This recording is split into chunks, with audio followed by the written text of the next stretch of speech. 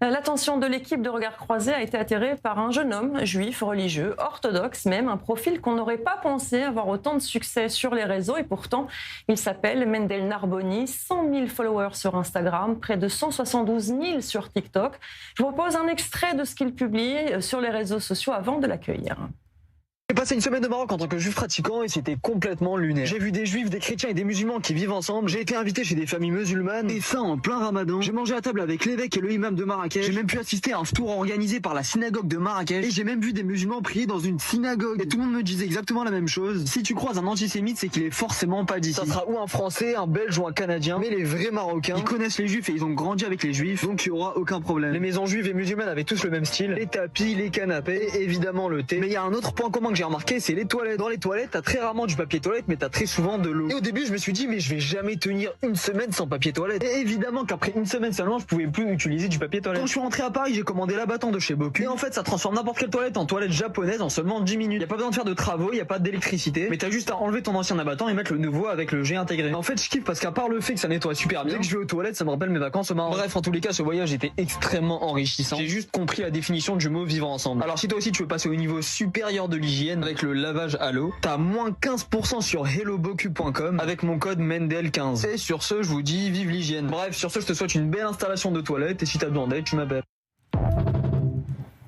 Voilà, ça a eu plus des milliers et des milliers de likes. Bonsoir Mendel Narboni. Bonsoir. Merci d'avoir accepté notre invitation. Alors, comment allez-vous en revoyant cette vidéo? Elle nous a évidemment fait sourire, mais elle est importante, hein, se vivre ensemble, y compris jusque dans les toilettes. Ouais, c'est ça, c'est marrant parce que c'était aussi une petite publicité, mais ouais, c'est ça, exactement. C'était un voyage au Maroc que j'ai fait il y a un mois, c'était incroyable. Je voyage dans le monde entier, je travaille dans le monde entier pour faire des documentaires sur la vie juive et l'histoire juive de tous les pays. Donc voilà, c'était un petit voyage au Maroc il y a un mois. Et là, je suis actuellement à New York. Ouais. Alors justement, vous êtes mis sur les réseaux sociaux pour partager votre quotidien de juif orthodoxe. Pourquoi avoir fait ce choix? C'est un choix qui peut étonner certains quand même. Il y a deux raisons à ça. La première, c'est que il y a énormément de personnes juives et non juives qui ne connaissent absolument rien au judaïsme. Et j'ai trouvé ça dommage. Premièrement, pour les personnes juives, parce que c'est vrai que le monde religieux, des fois, il fait un peu peur. Et donc, je me suis dit, un religieux sur les réseaux qui montre son quotidien de manière naturelle, bon, bah, ça peut les détendre et les faire comprendre un peu le monde juif et le monde religieux.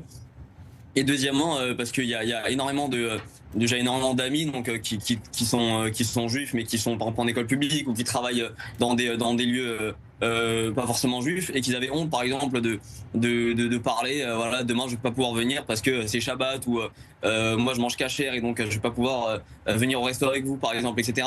Et donc je me suis dit je vais vulgariser ça sur les réseaux sociaux et comme ça va pouvoir les juifs et les non-juifs vont pouvoir comprendre un peu mieux ça, quoi. Alors justement, vous avez dit, hein, vous allez régulièrement à la rencontre des passants dans la rue, en France, au Maroc, on l'a vu aussi aux États-Unis, puisque vous y êtes pour le moment, pour casser les préjugés sur le judaïsme. C'est ce que vous dites. Quelles sont les réactions que vous obtenez de la part de ceux que vous rencontrez dans la rue? Dans la rue, j'ai toujours eu des réactions extrêmement bienveillantes. C'est vrai on me demande très souvent est-ce que t'as jamais eu quelqu'un qui t'a agressé dans la rue à cause de ça ou quoi? La vérité, c'est que pas du tout, parce que c'est vrai que sur les réseaux, il y a énormément de haine quand on regarde les commentaires ou quoi. Mais concrètement, dans la vraie vie, c'est aucun rapport. Tous les personnes non juives qui viennent me voir et me disent c'est incroyable, ça m'a fait complètement changer d'avis. Là, quand j'étais dans l'avion pour venir à New York, il y a un Iranien qui était assis à côté de moi. Il m'a dit c'est incroyable ce que tu fais et tout. Moi, j'ai grandi en Iran où sur la table, bon bah ça parlait toujours. Ça diabolisait toujours le juif, etc. Et j'ai grandi avec ça dans la bouche. Et aujourd'hui, bon bah grâce à tes vidéos que je suis, etc. Ça m'a fait complètement changer d'avis. Et donc merci beaucoup et des réactions comme ça, j'en ai tous les jours, quoi.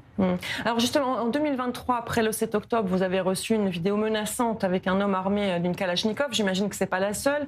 En septembre 2024, vous avez été victime d'une agression antisémite qui n'avait pas de lien, je pense, avec vos réseaux sociaux. C'était à Savigny-sur-Orge. Est-ce que cela ne vous a pas échaudé, ça vous a pas effrayé? Est-ce que ça vous a pas finalement quelque part fait peur et de continuer ce genre de vidéos? Non, la vérité c'est que je m'attendais à ça, hein. Quand j'ai commencé, j'ai énormément de copains qui faisaient du contenu, qui étaient juifs mais qui montraient pas qui faisaient pas du contenu autour du judaïsme. Mais voilà, on sait qu'ils sont juifs par rapport à leur nom et tout. Ils ont reçu énormément de haine, etc.